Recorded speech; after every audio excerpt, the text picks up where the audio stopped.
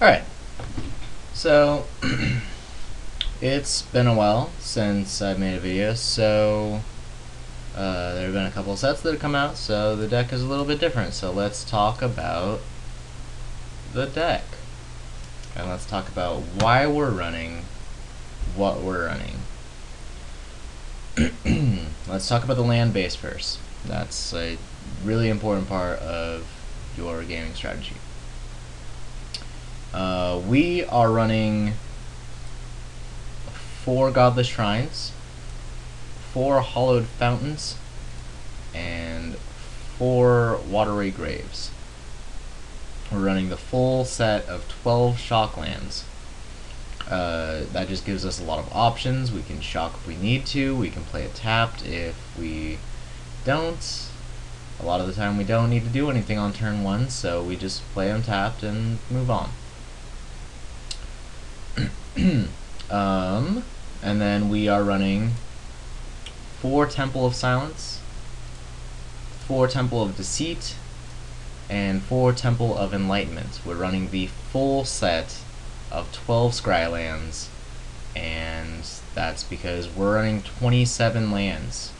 Eventually, it's really good early game. It helps you set up your hand. It's really good late game. It helps you filter away all that unnecessary land. It's just a really, really incredible tool to have available to you. We are running 2 Mutavaults. We're doing that because it is an alternative win condition. We have so much color fixing that it doesn't really affect our ability to play our colors on time, and it's just an incredible card. Like, it's an alternative win condition in itself, and it's a land, and it avoids anything except for instant speed removal. And a lot of the time we even have stuff to deal with that. So it's 2 damage a turn. That's 10 turns for control. That's not really that big of a deal. Or 4 damage a turn. That puts them at what, 12, 16, 5 turns? I should have known that. It's just half. Okay. 5 turns? That's a really, really small amount of time for a control deck. So a lot of the time it just gets there for a total mana investment of 4. You can hit them for 4. It's really good. I mean, it's like tapping a land to ping. It's really good. We're running 1 basic island. Why island instead of plains or swamp? I think that we typically need our islands earlier on in the game. They set up our charms to draw early. We need more islands to give us exile mana for Aetherling. We need double blue in Revelations, double blue in Dissolves. We just have a lot of blue symbols in our deck. Alright, now that we're done with the land base, and we all know what it does, why we're playing that, let's get on to the rest of the deck. We are running staples. We are running 4 Azorius Charm. We are running 4 Sphinx's Revelations. We are running 4 Supreme Verdict. We are running 3 Jace, Architect of Thought. I would consider running the 4th. I just haven't found room for the 4th, and 3 has been fine so far. But 4 might even be better, honestly. I have been thinking about doing that for a long time. We are running 3 Dissolve and 1 Syncopate as a backup counterspell. Sometimes you get it on curve on like turn 2 and it's really good, but a lot of the time you just want to have the harder Dissolve. So what other staples are we running? We're running 1 Elixir of Immortality. That will shuffle back our all of our staples. It'll shuffle back all of our other control cards, our spot removal, stuff like that, counter spells. It'll shuffle back all of the cards that we want to see again back into our library, and we won't have to draw through mana that time. So it thins the deck. It just makes it's an out against mill, I guess. It is excellent against aggro. It's really excellent against aggro. It's a good card. It does the things that you want it to do. It does the things that control often needs to do, especially since we're running so few win conditions that sometimes we need to reshuffle our library because we won't draw into them for a while. So let's talk about why we're running staples. We already talked about the elixir just now. Azorius Charm. The 3 modes are all excellent. Lifelink is okay for the first mode, I guess it is. I hardly ever use mode 1. I typically draw a card or put an attacking or blocking creature, usually attacking, on top of its owner's library. Those are the 2 modes that I use most frequently, and those modes are really strong. A lot of the time, I mean, if they aren't playing dudes with haste, then they have to completely reinvest, and it's a tempo play, but tempo is okay in control. Tempo will get you to the amount of mana that you need so that you can play the cards that actually deal with stuff, and that is what you want to be doing. And drawing a card will also set up your hand really early game, which is helpful a lot of the time. Dissolve is just a hard counterspell. I mean, you're playing control. It's kind of obligatory. There are some things that you just really don't want to have resolve. I mean, so sometimes it's really bad if they're playing like the Mistcutter Hydra. The Mistcutter Hydra can be countered, and it will come directly at your face. And it's also really bad against like Selesnya if they're running Voice of Resurgence or or the Loxodon Smiter. It's also really bad against that. So a lot of the time it deals with big threats that you have to deal with. It's bad against aggro also, I guess, because they play under your curve. But same goes for Syncopate. They play under your curve. Aggro does a lot of the time, or they get enough mana that it doesn't matter. It's really good in the control matchup sometimes.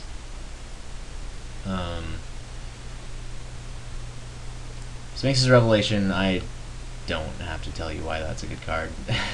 Like, it's just incredible. Supreme Verdict, that's your board wipe you have to play 4 of. It's just, that's necessary.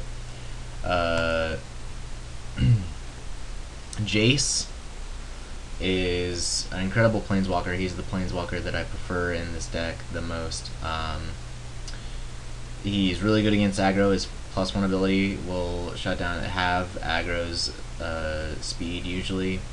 His -2 ability is really good against mid-range or against control also, because it will draw you the answers that you need to deal with their stuff. So he's just every time that he lands on the board, he does something, and that's enough for me. So I think that's why we're playing all those staples. Let's talk about our additional removal packages. We have 2 Far and Away. This card's really good. It's a tempo play on the far end. It is removal on the away end. And that's what you want it for, really. I mean, that's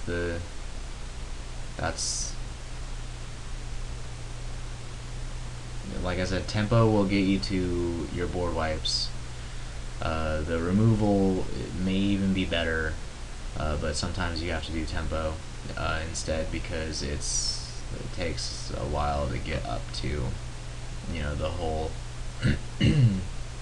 Sometimes it takes a while to get up to the 4 mana. Well, not a while, but sometimes you have to deal with something immediately, because your life isn't relevant at the start of the game, but if you're playing against aggro, it quickly becomes relevant. We're playing 3 Heroes Downfall for our additional removal package. This card is incredible. It deals with planeswalkers. It gives you the control player some sort of interaction with planeswalkers like Garruk, who used to just sit there and make a 3/3 dude and hit you with it, and then make another 3/3 dude and hit you with it, and they would be doing that on what, like turn 4, because they play Monodorks. So a lot of the time, it's just a really, really good card. It deals with, like I said, it deals with creatures also, which is something that you need. It deals with any creature. It's just a better murder. And that's all it is. It's better murder. And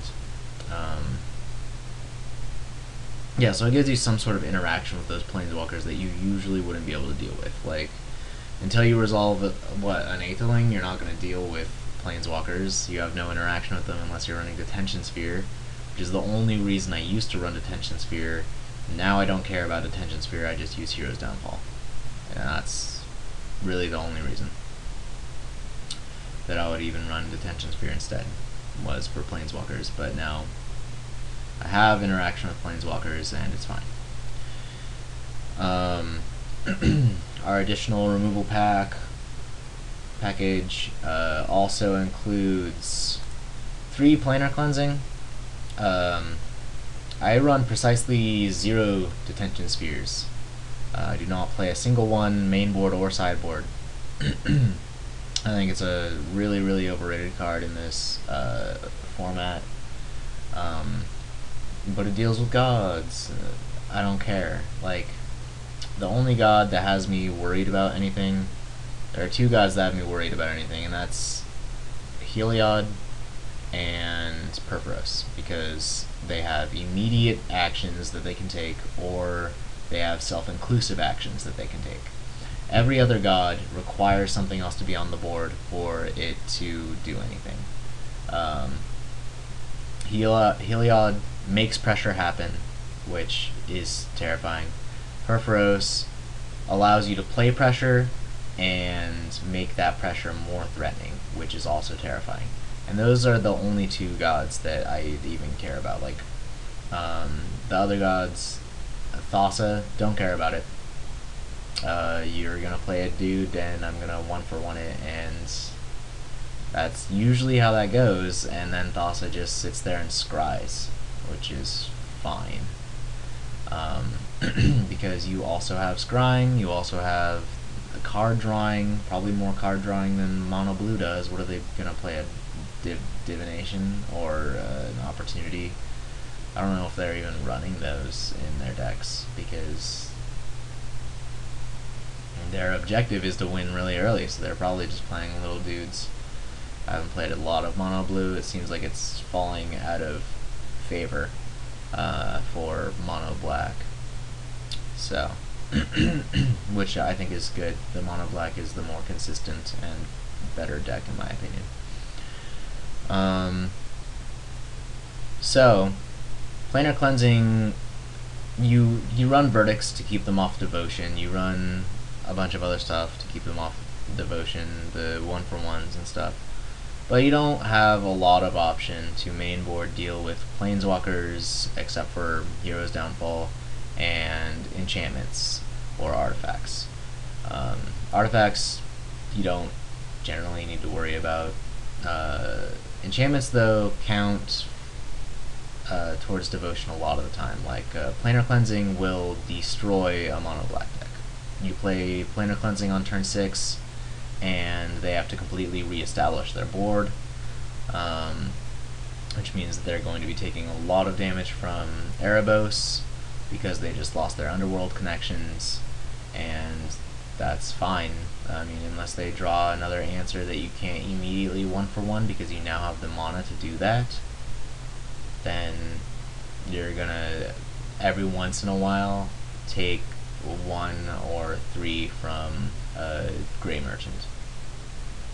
Everything else you can probably deal with as it comes out, and then Erebos stays there, stuck on the. I played an entire game. I tapped out for Jace on turn 4, and my opponent played Erebos on turn 4, and I won that game because I was playing Cyclonic Rift a while ago, but it probably wouldn't have mattered in any case.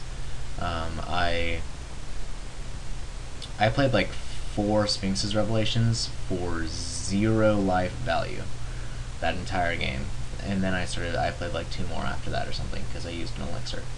I also used an elixir like 2 times that game. One of them for 0 life value.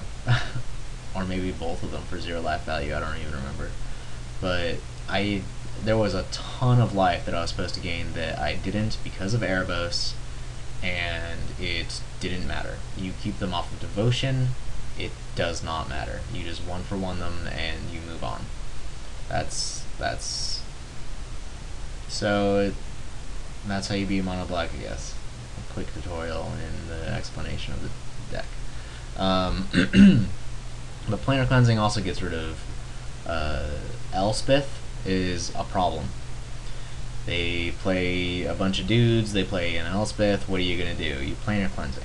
Like, that's why I tried running one Merciless Eviction, but a lot of the time Merciless Eviction just says pay 6 mana, exile a thing that you don't like, a thing. And maybe even one of yours. Like if you have a Jace out and you want to exile an Elspeth, that sucks.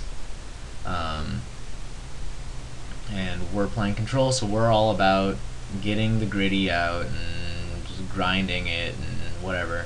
So you destroy your Jace, cool, you've got a fucking elixir. Like, you're going to get back your Jace eventually, probably. Exiling it with Merciless Eviction, not so forgiving. Because you have to deal with that Elspeth.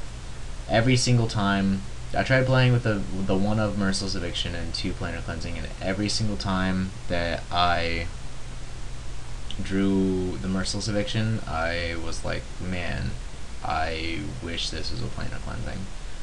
Because there were just multiple things on the board that I needed to deal with that were different types. And that's how it is a lot of the game.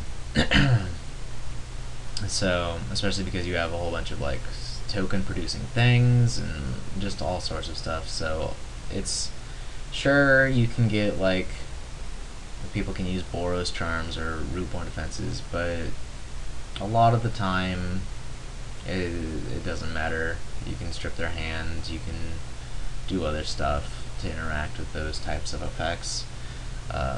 Even if you can bait and switch them. You can go Verdict, they can go Boros Charm, and then you can go Planar Cleansing the next turn or something. So there's a lot of ways that you can deal with it, and it's just a really, really good card in my opinion. It blows up Detention Spheres, which means that you have a really good game 1 against Control, because they go Detention Sphere your Jace that you landed on turn 4, they land an Elspeth or whatever on turn 6 or whenever, and then you go like Planar Cleansing, I'll get a Jace and your Elspeth and her tokens die. It's like a fucking 5-for-1. It's really, really good. So that's why I run the Planar Cleansing. It just deals with a lot of shit. And then we're also running Thoughtseize. We're running 3 main board. It's just really good against mid-range and Control.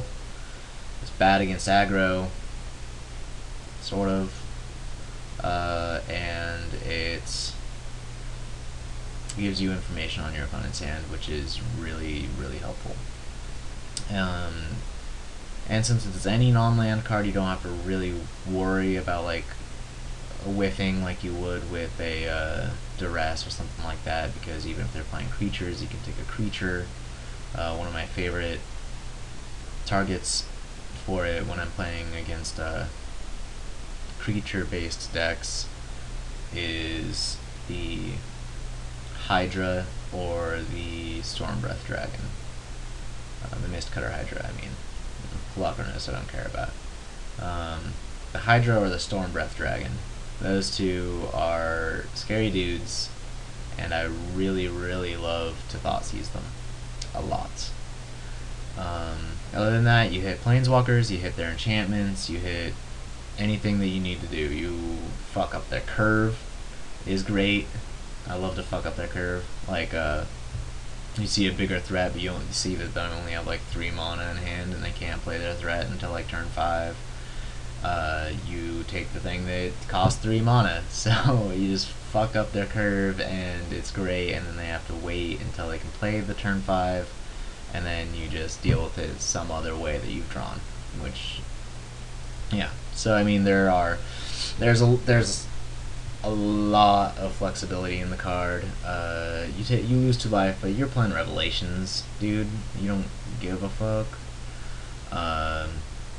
It's just a really great card, and like I said, if you need to, a lot of you can sideboard all of them out against like aggro, or I guess Selesnya oftentimes is a good time to sideboard them out for more one-on-one removal. 1-for-1 removal, rather, because like you can get baited into like giving them a Loxodon Smiter, which sucks.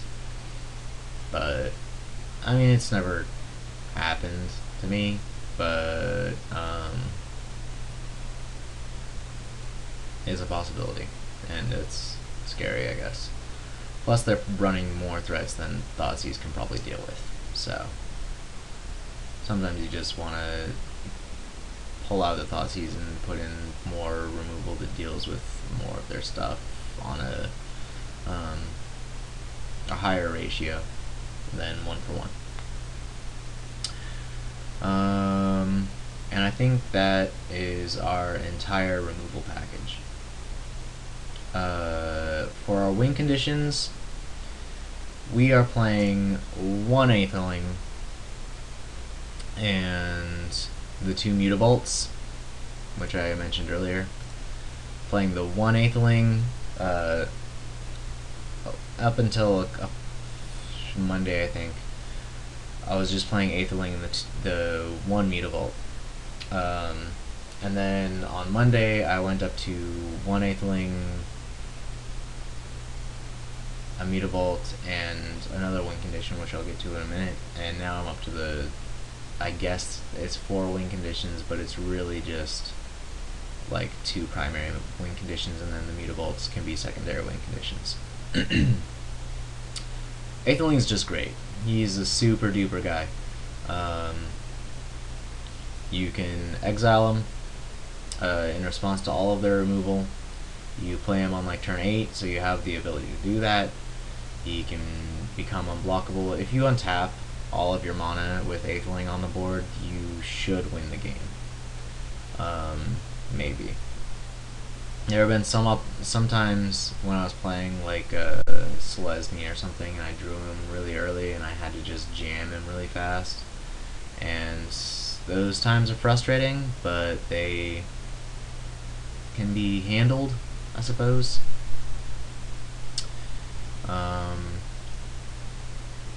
But yeah, I mean, you're guaranteed to get that damage through. You exile him, and it's like he has vigilance. You exile him at like the second main phase, so you can block their dudes. You can make his butt as big as you want to.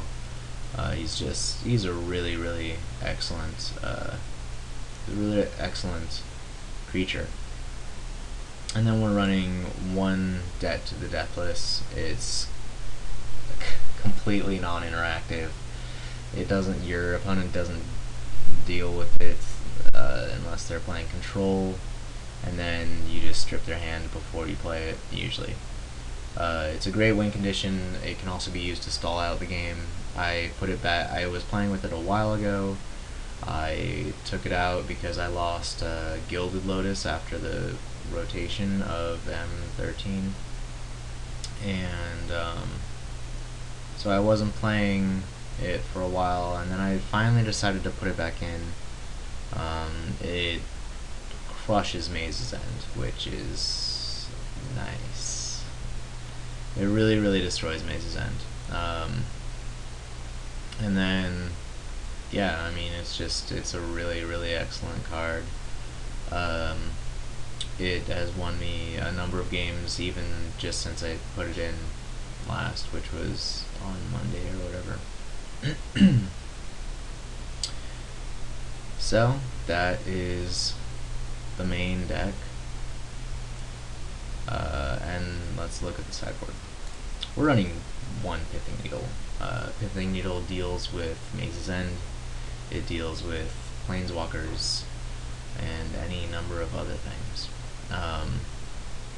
You can name Mutable, you can name Swamp for their underworld connections and stuff like that. So it's a really, you can name the gods' abilities with it. I named a Heliod the other day. We only run one because we can't really afford more. Our sideboard is pretty packed, and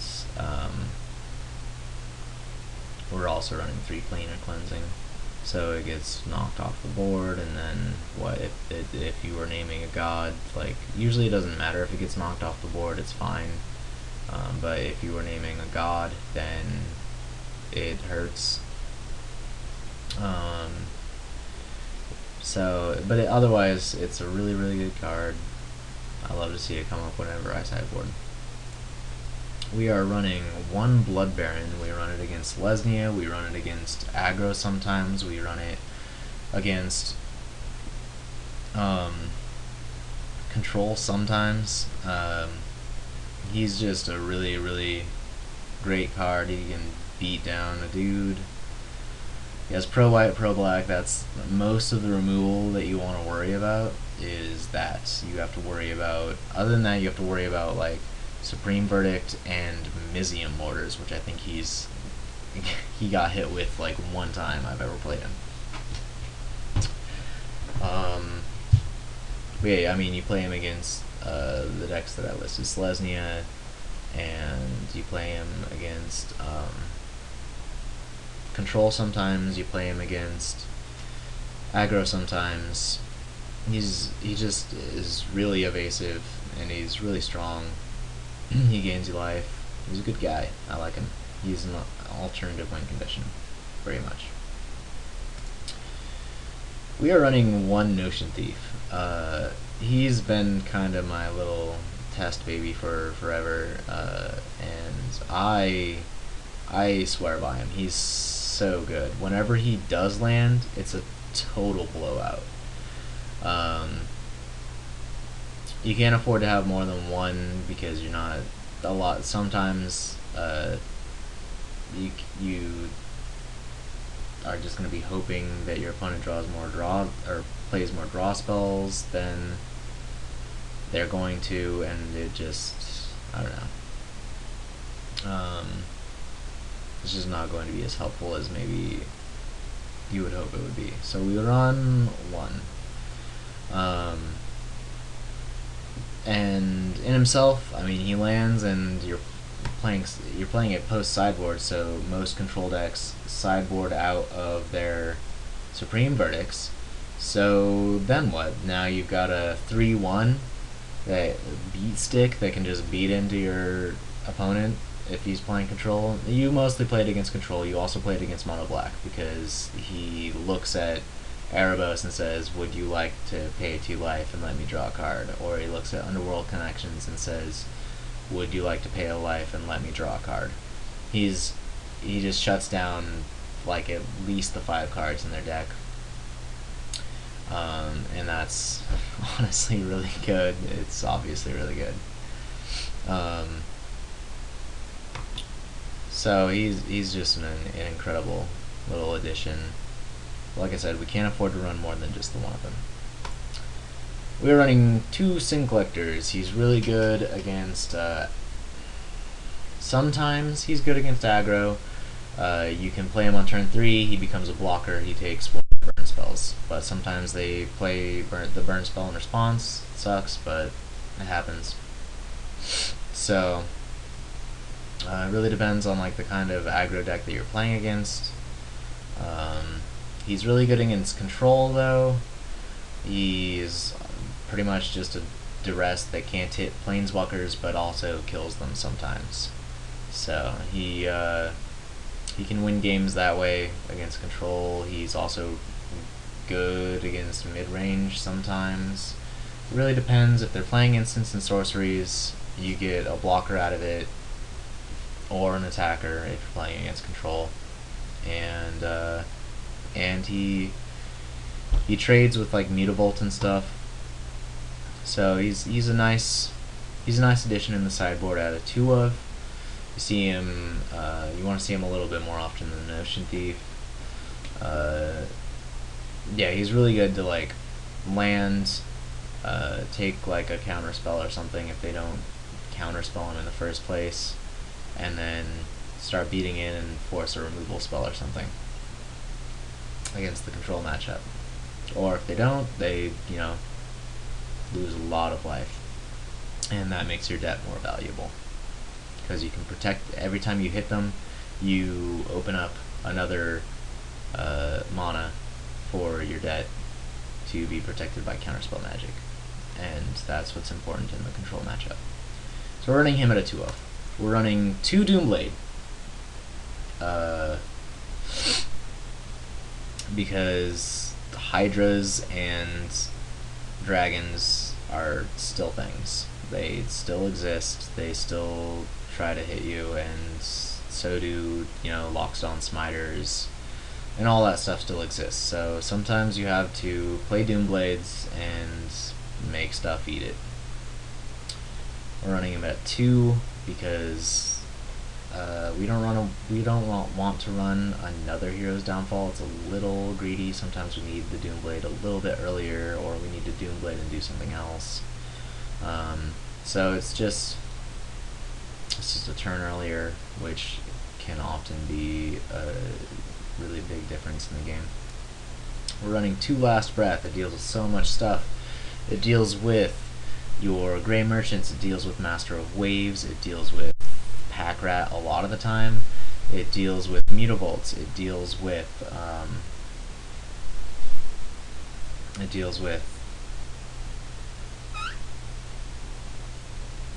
Voice of Resurgence. It deals with without giving them a token also, by the way. It deals with the Chandra's Phoenix, which then can never be played again. It deals with a lot of creatures that you're going to be worried about in your game. And so we run it at 2 of. It was a 3 of, but I decided to play 1 more Doomblade. But it is an excellent card. I recommend it very highly. Like I said, it just deals with all that stuff really well. We're running 2 Negate. This is mostly for the counter. The control matchup. We're gonna have to run more counter spells. We're only running the 4 main board, and one of them's really soft. So we want 2 extra hard counter spells to protect our own spells and stuff like that, or to protect ourselves. We're running 1 Elspeth. Elspeth is good against the big green stompy decks. Elspeth is good against control. It gives you another win condition so that you can add more pressure, burn out their counter spells so that you can land a win condition. Elspeth also is good against pretty much anything that's running like big creatures that don't have trample. So if you're playing against, like I said, Selesnya, or it's good against I don't know. Elspeth hasn't done a whole lot for me that I couldn't have done with Aetheling by itself. Elspeth deserves, for me, 1 slot in the sideboard mostly so that I can have more pressure to put into my control matchup, and so that I can also add more win conditions against like Selesnya and stuff like that, so that they don't eventually end up hitting me with a huge Hydra or something. So that's about what you get out of Elspeth. A lot of people are playing Elspeth out of 3 of. It's probably much more effective out of 3 of. I haven't had a ton of luck with Elspeth myself personally, and that's why I have reserved for Elspeth 1 slot in the sideboard, and that's all I will probably be giving her. I am playing 2 Drown in Sorrow. This card was my #1 pick from all of the cards in Born of the Gods, besides the Temple of Enlightenment, to add to my deck. It's obviously a sideboard card, but that's fine. It's a really excellent sideboard card. I played yesterday, and I played with it yesterday, the first time that you could play with it in Standard, and it was such value every single time that I played it. It totally changed games, and you get to scry one, which is awesome. But it's just helped every single time that I've played it, and all of your creatures don't die when you play that card. So I really like playing it in combination with the Blood Baron. On Friday, my opponents had like 3 guys and a Domri raid, and I had 1 Blood Baron on the field, and I went Drown in Sorrow, killed all 3 dudes, his Domri for 2, and killed his Domri also. So it's was in such incredible value. I will be playing this card, and I may even increase the number of slots I have in the sideboard for it, because it is just absolutely incredible. Why not Bile Blight, you say? You get that extra -1/-1, but I don't think that it matters. Every single time that you're going to want to play Bile Blight, I think Drown in Sorrow mostly does it also. Like, the only thing that Bile Blight's really better against is maybe Pack Rat. And that's if you don't play Drown in Sorrow on turn 3. If they're like, play a Pack Rat, make a Pack Rat, make a Pack Rat, you have enough mana for a Verdict, so it doesn't really matter. So, I mean, I don't know. That's just what I'm pulling out of it, I guess. And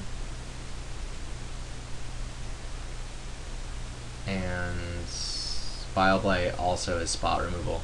It's not as effective in a larger scale. This is mostly for aggro. I had a lot of trouble before Born of the Gods with like Rakdos aggro. It really just hurt whenever I couldn't draw, my Verdict or whatever.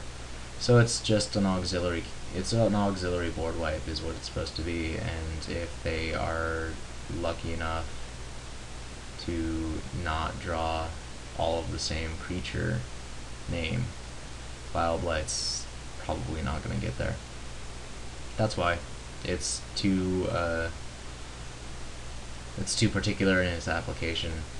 Drown in Sorrow it's more general. It hits more stuff. It's generally better, and it scries you 1. While Bile Blight it's the things that it's better at specifically are really narrow, and that's what I don't care about. We're running 1 of Duress. Duress is, again, for the control matchup. We don't run a lot of counterspells.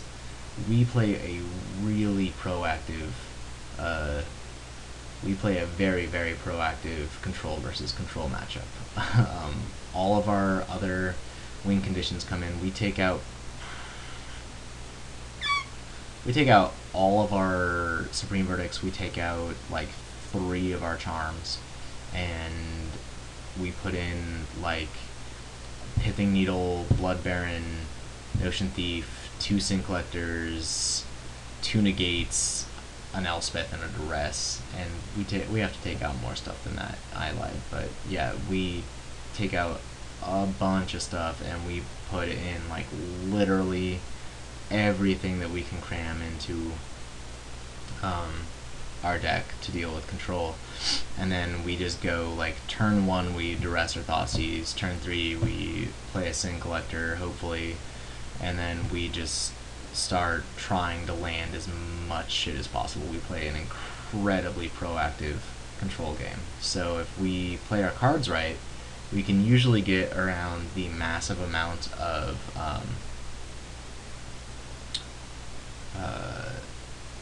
counterspell advantage that they have. They usually have way more counterspells than us, and that's fine, but we have to, like I said, play very proactively to get around that. So that's our game plan in the control matchup. That's why we have so much room in our sideboard dedicated to it. And I mean, other than that, we have a lot of we have 4, 6, 9, at least 9 spot removal sources for creatures in the main board already, plus the 7 board wipes. So I mean, we can usually deal with aggro in mid-range. That's why we only need, you know, like the 2 Doom Blades or the 2 Last Breath, then the 2 Drown in Sorrow.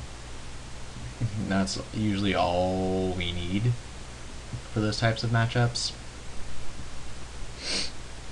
So that's all we put in room for in our sideboard. Pretty much everything else is, I mean, I guess Blood Baron also deals with that kind of stuff, but that's, like I said, that's pretty much all we have the room for in our sideboard. Everything else in our sideboard is for control, because that seems like it's our better matchup. Our main deck is definitely geared towards that, being that we have the Planar Cleansings and no Detention Spheres, and we have the 3 Thoughtseize main board.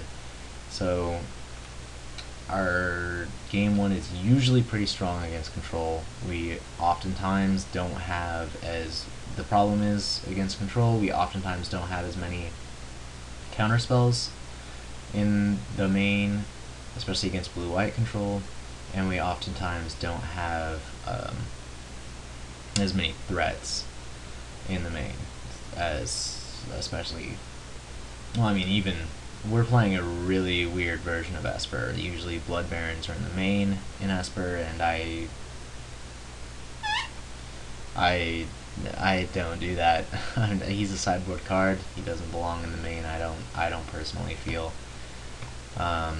So that's the kind of stuff that we're looking at. I will be getting to a game here pretty shortly. So I will be seeing you guys in the next video. This is just a one to talk about, you know, what it is that we're doing with this kind of stuff, you know, what it is that we're playing, what it is, why it is that we're playing the things that we're playing. So in the next video we'll get to see some, you know, game playing, which would be sweet. So if you guys want, you can comment and tell me whatever how you like the deck.